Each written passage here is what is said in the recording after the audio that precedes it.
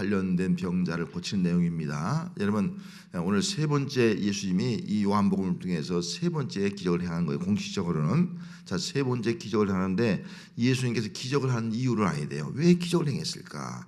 기적을 하는 건 다른 것이 아니에요. 예수님이 하나님의 아들임을 믿도록 하기 위한 겁니다. 예? 그 당시에 많은 사람들은 예수님이 하나님의 아들인 것을 못 믿는 거예요. 어떻게 예수님이 하나님의 아들이냐고 말이 안 된다.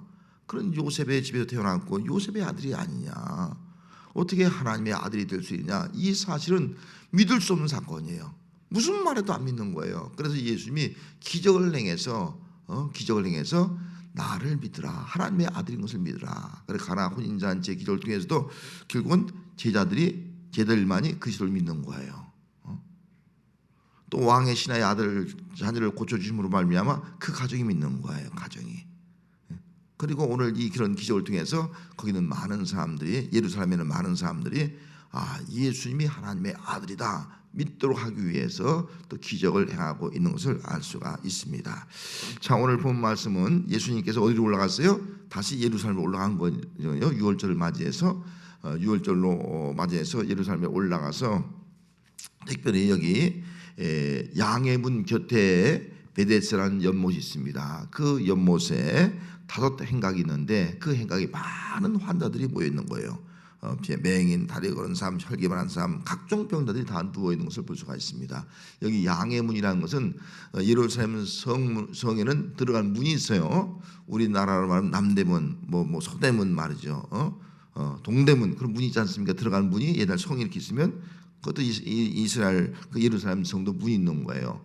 양문, 북문, 동문, 서문, 이런 여러 가지 문이 한 10개가 문이 있습니다. 그래서 그 문의 하나이다. 사람들이 가장 많이 들어가는 그런 문 중에 하나이다. 그렇게 이해를 하면 됩니다. 그런데 그 문으로 들어가면 그 문 곁에 바로 이 베데스다, 자비의 뜻이거든요. 자비의 집, 자비를 구하는 거예요. 거기에 많은 병자들이, 불치의 병을 갖는 병자들이 모여서 병 낫기를 기다리고 있는 것을 알 수가 있습니다.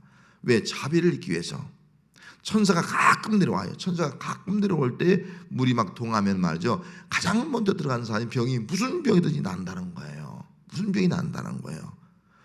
그래서 천사가 가끔 내려오지 않습니까? 언제 내려올지 모르는 거예요. 항상 대기하고 있는 거예요. 가지 못하고. 먼저 들어가면 나으니까 항상 준비하고 대기하고 있다가 제일 먼저 뛰어 들어가는 거예요. 여러분 얼마나 힘들겠어요. 경쟁이 치열하지 않습니까? 서로 먼저 들어가려고 하니까 말이죠. 그런 가운데서 38년 누워있는 사람은요, 들어갈 수가 없는 거예요. 왜? 누워있으니까. 내가 가려고 하면 다른 사람이 들어가니까 들어갈 수가 없는 거예요. 계속 누워서 어찌 보면은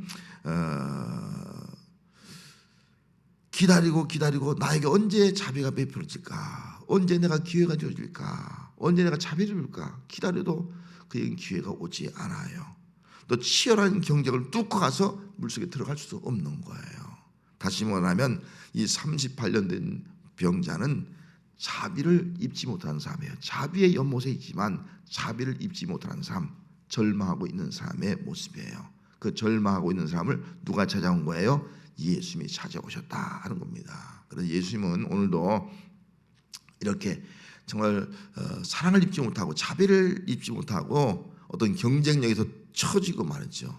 어떤 기회를 놓치고 살아가고 있는 그런 사람들, 소외당한 사람들, 이런 사람들을 찾아오시는 예수님, 그런 예수님을 여기서 발견해 볼 수가 있습니다. 자, 그러면은 1번 말씀부터 한번 보도록 하겠습니다. 자, 예수님의 말씀이에요. 먼저 1절 있습니다. 거기 6절 있습니다. 예수께서 그 누운 것을 보시고 병이 벌써 오래된 줄 아시고 이르시되 내가 낫고자 하느냐. 자, 먼저 여기서 뭐라 했어요? 예수께서 그 누운 것을 보시고, 그 누운 것을 보셨어요. 여러분, 예수님이 수많은 환자가 있는데 이 38년 된 자를 찾아와서 그 누운 걸 본 거예요. 그 누운 모습이 너무나 처량한 거예요. 누운 모습이 아무도 없는 거예요. 소외된 거예요. 형제 자매다 다 버린 거예요. 혼자 있는 거예요. 얼마나 불쌍해요. 부모 형제가 다 버린 거예요. 혼자 누워있는 모습, 어떻게 먹고 사는지 참 불쌍한 모습을 가지고 있는 거예요. 또 누운 모습을 보니까요, 그는 포기했어요. 우물 속에 들어가야 된대요. 연못 속에 들어가야 자비를 입는데 고침받을 수 있는데, 나보다 건강한 사람들이, 나보다 병세가 좋은 사람들이 먼저 들어가니까요 포기하고 있는 거예요. 나는 기회가 주어지지 않을 거야. 나는 나을 수 없을 거야. 포기하는 거예요. 이 포기가 쌓이니까 결국 뭐가 되는 거예요? 절망이 오는, 나는 끝났다. 나는 여기서 병들어서 혼자 외롭게 쓸쓸하게 그 자비를 입지 못하고 살다가 죽을 것이다 라고 생각을 하고 있는 겁니다. 김정준 목사가 쓴 삶의 이런 병이라는 책에 보면은 그가 폐병이 걸려서 그 죽음의 병동에서 이제 지내게 되었습니다. 근데 병원에 있는데 어느 날 그 병동 안에 나비 한 마리가 들어오는 거예요. 들어와서 나비가 출구를 찾지 못해. 출구가 있는데 출구를 찾지 못하고 왔다 갔다 방황하는 거예요. 저러다가 지쳐서 쓰러질 것 같아요. 나비가 죽을 것 같아요. 불쌍하다 해서 나비를 잡아서 출구로 내보내려고 했어요. 근데 이 사람이, 이 목사님이 그 나비를 잡으려고 하니까 나비가 잡히지 않는 거예요. 다 도망치는 거예요. 잡을 수가 없는 거예요. 내 손에 잡히기만 하면 살 수 있어. 잡히기 하면 출구 내버려 살 수가 있어. 잡히지 않는 거예요. 그걸 보면서 이 목사님이 자기 모습을 느꼈다는 거예요. 그래, 내가 내 나름대로 애를 쓴다고 되는 것이 아니구나. 내가 주님의 손에 잡혀야 되겠구나. 주님을 의지해야겠구나. 그런 깨달음이 왔다는 거예요. 그때부터 그는 정말 주님만 의지하고 정말 기도하면서 주님의 손에 붙잡혀 달라고, 내 생명 주님께 있으니까 주님의 손에 붙잡히게 해달라고. 그러면 거기는 내 생명이 있는 거예요. 탈출가 있는 거예요. 그렇게 기도했더니 정말 주의 자비하심이 한 거예요. 의하게 자비하심, 물의 자비, 그 자비, 베데스의 자비가 아니라 예수님의, 주님의 자비가 임한 거예요. 그래서 그가 치유받고 40년 동안 제자들을 가르치면서 교수로서 그가 많은 그런 후학들을 키우는 그런 사람으로 존경받게, 쓰임받게 되었습니다.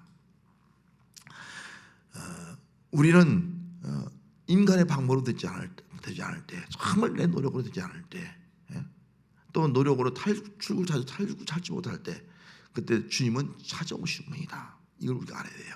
주님은 찾아오신 분이다. 찾아올 때 우리는 어떻게 돼요? 주님 앞에 붙잡혀야 돼요. 붙잡혀야 돼요. 할렐루야. 붙잡히는 거. 나비처럼 나비가 붙잡히면 사는데 붙잡히지 않으니까 결국 나중에 지쳐서 쓰러져 죽는 거예요. 이걸 깨달은 거예요. 그래, 주님이 나를 찾아올 때 내가 붙잡혀야지. 그런 믿음을 가지고 사는 거예요. 주님의 손에 붙잡히니까 탈출구가 있고 살게 되고 생명을 얻게 되더라 하는 겁니다. 그러면은 자, 예수님이 왜 찾아옵니까? 찾아온 이유가 뭐예요? 한마디로 말하면 자비예요. 예수님이 자비를 베푸는 거예요. 사랑을 베푸는 거예요. 그래, 내가 세상에서는 자비하심을 입지 못하고 베데스다 연못에서는 자비함을 받지 못했지만 내가 자비를 베풀어 주겠다라고 그 38년 된 병자를 불쌍히 여기시고 예수님이 찾아오신 겁니다. 그래서 예수님이 어떤 분인가를 보여주는 거예요. 예수님은 자비를 베푸시는 분, 사랑의 예수님, 그 사랑으로 고치시고 구원하시는 분 하는 것을 알려주기 위해서 찾아오셨다 하는 겁니다. 여러분, 예수님은 사랑의 예수님인 줄 믿습니다. 우리를 사랑하기 때문에 우리를 구원하기 위해서 이 땅에 오신 줄 믿습니다. 특별히 좌절과 절망 가운데 있는 사람들, 정말 인간적으로는 희망이 없는 사람들 찾아오시는 거예요. 어찌 보면 우리는 죄 때문에 아무런 희망이 없던 사람이 아니겠습니까? 이런 우리를 찾아오셔서 우리에게 탈출을 열어주시고 해결길을 열어주시고 영원한 생명을 얻을 수 있는 길을 열어주신 분이 바로 우리 주 예수 그리스도이신 줄 믿습니다. 자, 두 번째는요, 뭐라고 물었습니까? 내가 낫고자 하느냐? 그렇게 물었어요. 내가 낫고자 하느냐? 이런, 왜 예수님께서 내가 낫고자 하느냐 그렇게 물었을까요? 당연한 것이 아니겠습니까? 38년 된 병자가 그의 소망이 뭐예요? 그의 기도가 뭐예요? 꿈이 뭐예요? 늘 소원을 비는 것이 뭐예요? 낫는 거예요. 당연한 거예요. 38년 된 병자가 낫고자 하는 것은 너무나 당연한 일인데 왜 예수님께서 그 사람을 찾아와서 낫고자 하느냐라고 물었냐 하는 겁니다. 병자가 이렇게 대답했어요. 7절 말씀에 주여 물이 움직일 때 나를 못에 넣어줄 사람이 없어 내가 가는 동안에 다른 사람이 먼저 내려가나이다. 나를 못에 넣어줄 사람이 없어. 지금 누구를 의지하고 있는 거예요? 사람을 의지하고 있는 거예요. 사람. 나를 도와줄 사람이 없다는 거예요. 나를 못에 넣어줄 사람만 있으면 내가 사는데 나를 넣어줄 사람이 없어. 아직도 사람을 의지하고 있는데 그 사람을 의지했는데 그 사람이 없다는 거예요. 도와줄 사람이 없다는 거예요. 넣어줄 사람이 없다는 거예요. 아직도 사람만 의지하고 있는 그런 모습을 볼 수 있지 않습니까? 또 이어서 말하기를 내가 가는 동안에 다른 사람이 먼저 가나이다. 내가 가는 동안 난 병들었어. 간신히 가. 그럼 다른 사람이 먼저 가는 거예요. 자기는 먼저 들어갈 수 없다는 거예요. 환경적으로 없다는 거예요. 신체적으로 어렵다는 거예요. 불가능하다는 거예요.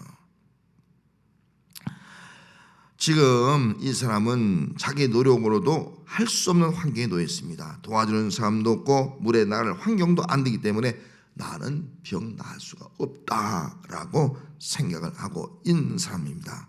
그런 믿음, 그런 생각하고 있는 사람에게 묻는 거예요. 그럼 내가 낫고자 하느냐? 여러분 나는 환경적으로 내 힘으로 나를 도와주는 사람 놓고 난 끝났어. 아무런 희망이 없어. 그런 사람에게 내가 낫고자 하는 묻는 이유가 뭐예요? 낫고자 하는 믿음을 심어주기 위한 거예요. 믿음.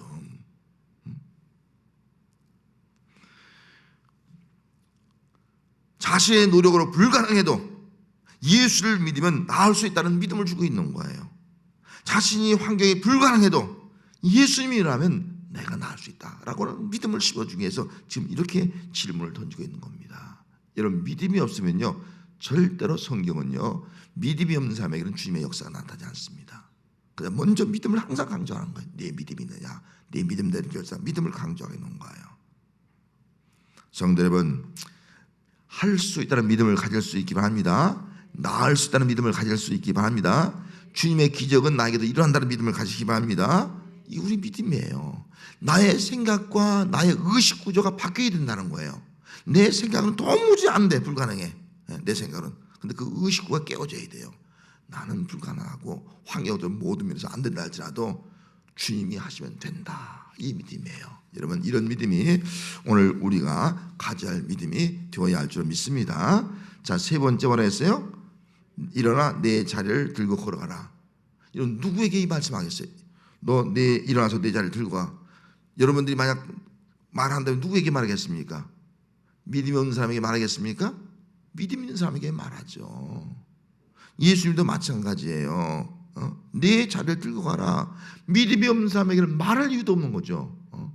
믿음을 심어주고 그 믿음이 있는 사람에게 일어나 내 자리를 들고 가라. 그렇게 말씀하는 거예요. 그럴 때 이 사람은요 믿음으로 사는 거예요. 믿음으로 걸어가는 거예요. 믿음으로. 이것이 바로 말씀의 역사가 아니겠습니까? 예수님은 믿음의 사람에게 말씀하신다는 거예요. 오늘 마침 여러분들이 이 38년 된 환자의 모습이 내 모습이라면 예수님께서 나에게 찾아와서 너 일어나 내 자리를 들고 걸어가라 그렇게 말씀하신다면 여러분 어떤 반응을 보이겠습니까? 아이고 38년 동안요 안 돼요. 저는 불가능해요. 그런 의지와 생각을 가지고 있는 고정관념을 가지고 있는 거예요. 나는 안 돼요. 도와줄 사람도 없어요. 내가 가는 동안 다른 사람이 다 먼저 들어가요. 나는 희망이 없어요. 그런 생각을 가지고 있는 거예요. 그런 생각을 가지고 있는 사람에게 어떻게 역사가 나타날 수 있겠느냐 하는 거예요. 예수님의 명령에 순종하기 위해서는요 내 의식 구조를 깨트리고 내 생각을 다 버리고 그래 말씀이면 될 수 있다. 주님은 할 수 있다 하는 믿음이에요. 그 믿음이 있을 때 나는 안 되지만 내 생각으로는 불가능하지만 예수님 하실 수 있는 믿음을 가지고 내 생각을 버리고 말씀에 순종할 때 기적이 일어나는 것이 아니겠습니까? 그래서 여기 이 환자가 38년 된 자가 즉시 순종합니다. 즉시 일어나서 걸어가는 거예요. 즉시 일어나서 걸어가는 거예요. 그때 능력이 나타나지 않습니까? 그래서 믿음은 말씀에 순종하는 믿음이에요. 그래서 여러분 아브라함도 갈 바를 알지 못했지만 내가 지시한 땅을 가라 믿음으로 순종하니까 아브라함과 하나님이 함께 하시고 기적이 나타난 거예요. 약속된 복이 많은 거예요. 가나 혼잔치의 기적도 마찬가지예요. 물 떠서 갖다 주라 순종하니까 역사가 나타난 거예요. 왕의 신화도 마찬가지예요. 믿고 가다 보니까 나은 거예요. 그래 이 믿음의 순종이 얼마나 귀한가. 믿음의 순종이 얼마나 귀한가를 보여주고 있는 겁니다. 여러분, 우리는 어떤 믿음을 가져야 돼요? 무조건 믿음으로, 하나님 말씀이면요, 그냥 맹목제 말씀에 그대로 순종한 믿음이 우리의 신앙이 되어야 할 줄 믿습니다. 말씀을 믿고 순종하는 신앙을 가질 때 거기에 하나님의 역사가 나타나게 된다 하는 겁니다. 네 번째 모습이 어떤 모습이에요? 보라, 내가 낳았으니 다시 범죄하지 마라. 그렇게 말씀했어요. 보라, 순종할 때 주님 말씀, 보라, 네가 낫다는 거예요. 치유됐다는 거예요. 회복이 됐다는 거예요. 그러면서 다시는 범죄하지 말라. 그렇게 말했거든요. 이 말씀의 이 의미가 뭐예요? 난 후에, 고침받은 후회가 중요하다는 거예요. 은혜 받은 후회가 중요하다는 거예요. 어떤 사람은요, 문제 기도해서 문제 해결 받았어. 그 다음부터가 중요한데 그 다음부터는 또 옛날과 똑같이 살아가는 거예요. 어떤 사람 하나님이 기적을 체험했어요. 그런데 그 이후에 또 동일하게 살아가는 거예요. 그렇게 살면 안 된다는 거예요. 그래서 이 말씀의 의미는요, 다시는 범죄하지 말라. 그렇게 말씀하신 이유는 병 나은 후에 거룩한 삶을 살아가라. 다시는 죄악된 삶을 살아가지 말라. 옛사람의 모습으로 돌아가지 말라. 사마리아 여인 말이죠. 다시는 그 길로 그런 삶을 살아가지 말라.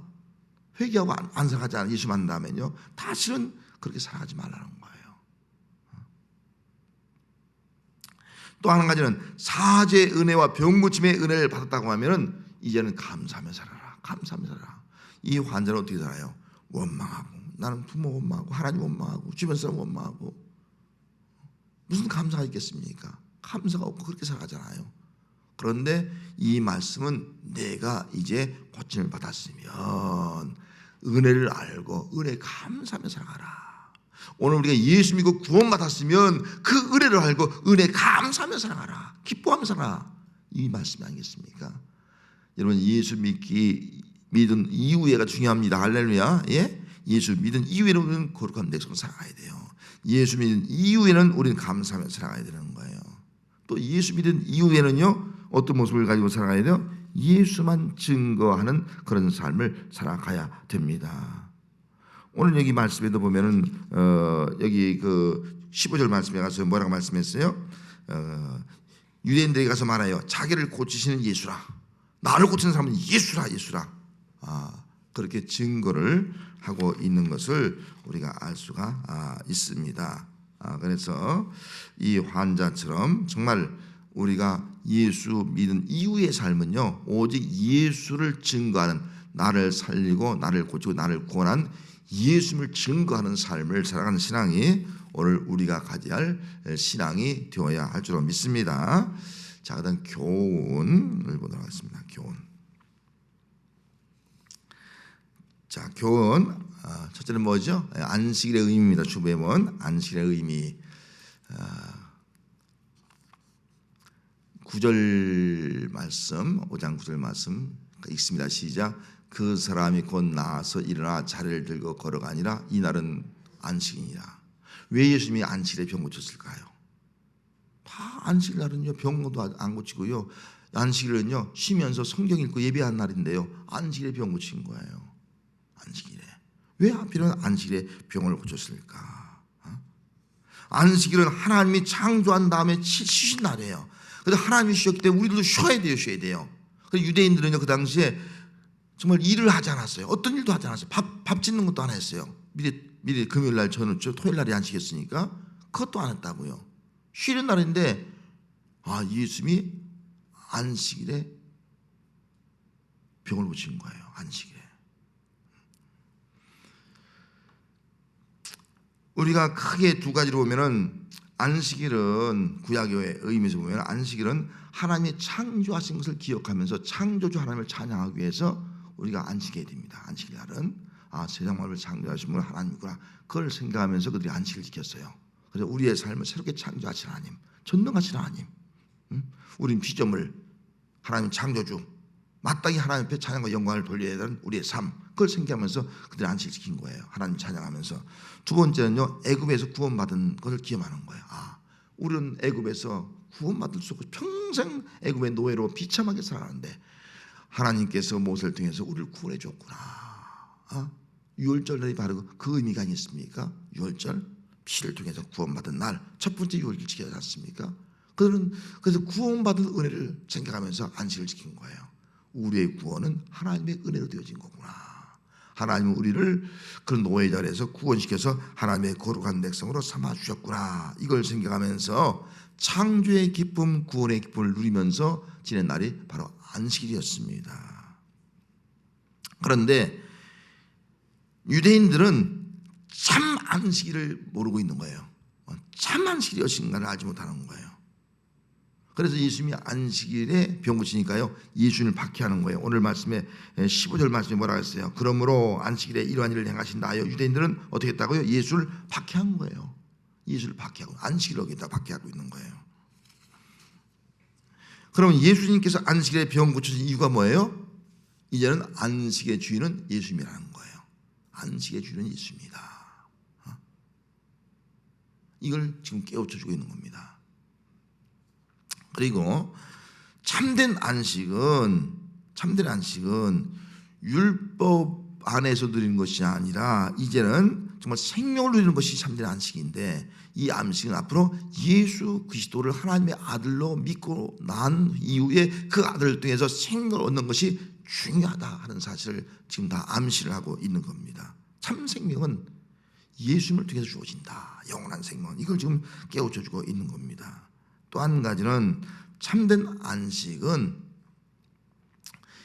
예수님을 통해서 이루어진다는 거죠. 그래서 수고하고 무거운 짐진 자를 다 내게로 오라, 내가 이를 편히 쉬게 하리라. 그렇게 말씀하시는 것이 뭐냐면 참된 쉼을 줄 사람은 예수님밖에 없다. 그래서 이 안식에 병 고친 것은 예수님이 참 안식을 준 분이다. 영원한 안식을 준 분이 예수입니다. 그리고 안식의 주인이 예수입니다 하는 것을 깨우쳐 주기 위해서 예수님께서 지금 안식의 병을 고치는 것을 여기서 알 수가 있습니다. 여러분, 참된 안식은 예수 그리스도로 말미암아 우리에게 주어진 줄 믿습니다. 이 믿음을 우리가 가져야 된다는 거예요. 이 믿음. 다른 것을 통해서는 우리가 참된 안식을 누릴 수 없는 거예요. 예수님에게 가서 예수 안에서 우리가 살아가게 될 때, 예수님은 안식의 주인이요 이외 십자가의 죽으심을 부활함으로 말미암아 안식의 완성자가 되지 않습니까?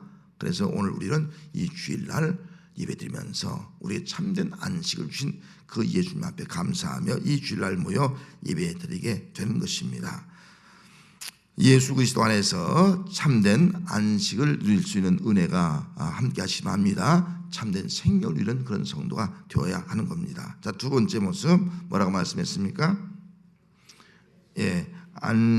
아버지께서 일하시니 나도 일한다. 그렇게 말씀하고 있지 않습니까? 자, 요한복음 5장 17절 말씀에 시작. 예수께서 그들에게 이르시되 내 아버지께서 일하시니 나도 일한다. 놀라운 말을 하는 거예요. 너 당신 왜 안식일에 일해? 왜 안식일에 병 고쳐? 그것 때문에 예수님 밖에 하는 거예요. 그때 예수님이 하신 말씀이 뭐예요? 안식일에 내 아버지께서 일하니 나도 일한다는 거예요. 하나님은 뭐예요? 안식일에도 일한다는 거예요. 안식일에 우리의 생명을 일한다는 거예요. 생명을 위해서. 아버지께서 일할 때 어떤 일을 하셨습니까? 크게 보면 하나님이 하신 일은 천지 만물을 창조하신 일을 했죠. 천지 만물을 창조하신 일을 했고요. 또 천지 만물을 창조하시는데 그 만물을 다 주관하시는 일을 하고 있는 거예요. 만물을 다 다스리는 일들을 예수님 하나님이 하고 계시고요. 또 아울러서 우리 인간이 범죄했지 않습니까? 범죄한 우리 인간을 구원하기 위해서 제사제들을 허락해 놓고 우리를 구원하시는 일을 예수님이 하나님이 하신 거예요. 창조의 일, 우리를 구원하는 일. 그리고 우리를 불러서 복을 주는 일, 복 주는 거예요. 이것이 바로 하나님이 하신 일이라고 크게 볼 수 있습니다. 그러면 예수님이 이 땅에 오셔서 한 일도 똑같아요. 예수님은 재창조, 우리를 새롭게 창조하는 거예요. 새 하늘과 땅을 만들고 우리를 새로운 피조로 만드는 거예요. 이게 예수님이 하신 일이에요. 재창조, 새로운 피조로 창조하는 거. 그 예수님은 다시 뭐예요? 똑같이 우리 생명을 주는 거예요. 우리 구원을 주는 거예요. 내가 그 일을 한다는 거예요. 지금 안식에 이런 것도 구원 주기 위해서 내가 일한다는 거예요. 새로운 피조물로 그 삶을 새롭게 살아들어오기 위해서 일한다는 거예요. 또 한 가지는 예수님도 동일하게 복을 주는 거예요. 진정한 복이 뭐예요? 예수 믿고 우리가 영생의 복을 받는 것이 아니겠습니까? 그럴 때 이생의 복도 받는 것이 아니겠어요? 정말 예수님이 참 복이다 하는 것을 우리에게 알려주고 있는 겁니다. 그래서 예수님이 일한다, 아버지께서 일하니 나도 일한다. 나도 재창조의 일을 하고 나도 생명을 구원하는 일을 하고 나도 저 사람에게 복된 인생을 살아가도록 위해서 내가 일하고 있다 하는 것을 지금 말씀하고 있는 겁니다. 여러분, 우리 주님은 오늘도 우리를 위해서 일하고 계신 분으로 믿습니다. 그 역사가 오늘도 나타나는 거예요. 오늘도 우리 가운데 나타나서 새로운 삶을 살아가도록 만들고 참된 생명을 얻도록 만들고 이런 저주받은 인생에서 구원받고 복받은 인생으로 살아가도록 만들고 그것도 주님이 지금 하시고 있는 일이에요. 우리 주님이 하신 일이에요. 이 놀라운 일이 오늘 예수 믿는 우리 성도들 가운데 늘 함께하는 그런 삶을 살아가는 신앙이 오늘 우리의 신앙이 되어야 할 줄로 믿습니다. 자, 그 다음 한 가지 3번 문제 읽습니다. 시작. 하나님은 자기의 친아버지, 하나님을 자기의 친아버지라고 했어요. 자, 18절 읽습니다. 유대인들이 이로 말미암아 더욱 예수를 죽이고자 하니 이는 안식일을 범할 뿐만 아니라 하나님을 자기의 친아버지라 하여 자기를 하나님과 동등됨으로 삼으십니다. 안식일을 지킨 것도 이거 유대인들은 철저하게 안식일을 지키지 않습니까? 근데 예수님이 안식일 어긴 것도 막 화가 나서 말이죠. 안식일 어긴 것 때문에 예수를 박해하는데 또 예수님이 자기가 하나님이 친아버지, 친아들이라고 얘기해. 그러니까 막 화가 나서 이제 이거 예수 죽여버리자는 거예요. 이제 안식일을 범한 것 때문에 박해하다가 이제는 예수를 죽여버리자는 거예요. 두 가지 이유에 죽여버리자는 이유가 첫째는 뭐예요? 하나님을 자기의 친아버지라. 네가 어떻게 하나님이 친아버지가 될 수 있느냐, 너희 아버지가 될 수 있느냐 하는 거예요. 예수님은 기적을 통해서 뭘 보여줬냐면 하나님은 나의 친아버지고, 친아버지라는 말은 뭐예요? 나는 하나님의 아들이라는 거예요. 하나님의 아들, 참 아들이라는 거예요. 하나님의 아들, 하나님 나의 친아버지라는 거예요. 요셉의 아버지가 아니라 하나님의 친아버지다. 나는 하나님의 아들이다. 이걸 증거하고 있는 거예요. 그러니까 그 당시에 유대인들은 믿을 수가 없는 거예요. 네가 어떻게 하나님의 아들이냐, 말이 되느냐, 말 같은 소리를 하라. 하나님을 보면 다 죽는데 어떻게 내가 하나님의 아들이라 말할 수 있느냐, 어떻게 내 입으로 하나님은 친내 아버지라 그렇게 말할 수 있느냐, 막 분노하는 거예요. 신성모독들을 지금 죽이려고 하고 있는 겁니다. 기적은 예수님이 누군가를 알려주는 거예요. 참 하나님의 아들이라는 걸 알려주는 거예요. 기적은.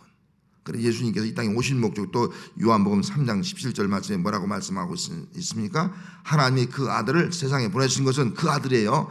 하나님의 아들을 세상에 보내신 것은요, 세상을 심판하려 하심이 아니요 그로 말미암아, 예수로 말미암아 세상을 구원하기 위함이다. 아들로 말미암아 세상을 구원하기 위해서 이 땅에 오신 거예요. 세상을 구원하기 위해서. 그래서 아들 예수를 믿어야지만이 구원받기는 줄 믿습니다. 예수님을 하나님의 아들로 믿어야지만 구원받아요. 아들로 믿지 않으면요 구원받을 수가 없어요. 우리가 구원받고 하나님의 자녀가 될 수가 없다는 거예요. 자, 또 한 가지는요, 하나님과 동등됨이에요. 아니, 아들이면 아들이지 또 어떻게 하나님과 동등될 수 있어요? 여러분, 이런 줄 안 맞잖아요. 그죠?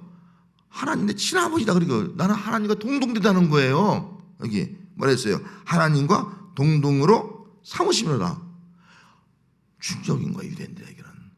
하나님의 아들이다? 그것도 충격적인데 하나님과 동등하다? 이거 말이 안 되는 소리를 하고 있는 거예요. 유대인들이 이해가 안 되는 거예요. 어떻게 하나님과 동등하느냐, 이해할 수 없는 거예요. 근데 예수님은 이 기적을 통해서 내가 하나님의 아들인 것을 믿도록 하기 위한 것이고요, 나는 하나님과 동등하다 하는 것을 지금 믿도록 하기 위한 거예요, 기적이. 자, 그러면 우리 성경 빌립보서 2장 6절 말씀 제가 읽어드리겠습니다. 빌립보서 2장 6절 말씀. 그는 근본 하나님의 본체, 뭐라고요? 하나님의 본체라는, 예수님이 하나님의 본체라는 거예요. 하나님과 동등됨을 취할 것을 여기지 아니하시고 이 땅에 오신 거예요. 하나님과 동등된 분이 하나님이에요. 예수님은 하나님과 본체고 하나님과 동등되다 하는 거예요. 이걸 말씀해 주고 있는 거예요. 이해하기 어려운 말씀이에요. 이게 삼위일체거든요. 이것이 바로 하나님과 동등된 분이다. 동등됨을 취하지 아니하시고 인간의 모양을 입으시고 이 땅에 오신 거예요. 왜? 하나님의 아들로 오신 거예요. 왜? 우리를 구원하기 위해서, 우리를 하나님의 아들 삼기 위해서 이 땅에 오셨다 하는 것을 말씀해 주고 있습니다. 여러분, 예수님은 우리를 구원하기 위해서 이 땅에 오신 하나님의 아들인 줄 믿습니다. 하나님인데 그 하나님이 인간의 몸을 입고 오셨어요. 그분이 바로 하나님의 아들 오신 거예요. 왜? 우리를 구원하기 위해서. 이것이 바로 우리가 가질 분명한 믿음을 믿습니다. 자, 그러면 하나님의 아들 예수님이 어떤 일을 하시는가를 좀 볼 수 있어요. 좀 오늘 본문에서 좀 벗어났지만은, 자, 먼저 5장 21절 말씀에 가서 보면, 자, 아들이 어떤 분인가를 보여주고 있어요. 아들. 20절 말씀이 뭐라고 말씀했어요? 하나님께서 아들을 사랑하사 자기에게 행하시는 것을 다 아들에게 보이셨잖아요. 그죠? 그보다 더 큰 일을 보이신 거예요. 아들을 통해서 큰 일을 한 것을 말씀하고 있는 거예요. 자, 그 다음 21절. 아들이 어떻게 해요? 아버지가 죽은 자를 일으켜 살리신 것처럼 아들도 어떻게 하는 거예요? 자기가 원한 자를 살리는 거예요. 이게 예수님이 하시는 일이에요. 아들이 하시는 일이에요. 아들은 어떻게 하고요? 사람을 살리는 거예요. 아들은 자기가 원한 자를 살린다는, 죽은 자를 살린다는 거예요. 원한 자를. 또 22절. 자, 아들은 어때요? 아버지께서 아무도 심판하지 아니하고 심판을 누구에게 맡겼다고요? 아들에게 맡긴 거예요. 이러면 하나님의 아들 예수님만 심판한 거예요. 믿지 않는다면 다 심판이에요. 심판에 부활해야 하게 되는 거예요. 심판. 아들에게 심판을 맡기는 거예요. 하나님이 심판하지 않은 거예요. 아들에게 다 맡겨서 아들이 심판한다는 거예요. 믿지 않으면 심판이에요. 자, 23절 말씀 또 뭐라 했어요? 이는 모든 사람으로 아버지를 공경한 것처럼 어떻게 해요? 아들을 공경하는 거예요. 아들. 하나님을 공경하는 것처럼 예수님을 공경하도록 하기 위해서 이렇게 한 거예요. 왜? 예수님은 하나님이시고 또 하나님의 아들 오셨고 우리 구세주이기 때문에 하나님을 공경한 듯이 예수님을 공경하도록 하기 위해서 이 땅에 예수님이 오셨다. 아들 오셨다. 이걸 강조하고 있는 거예요. 또 한 가지.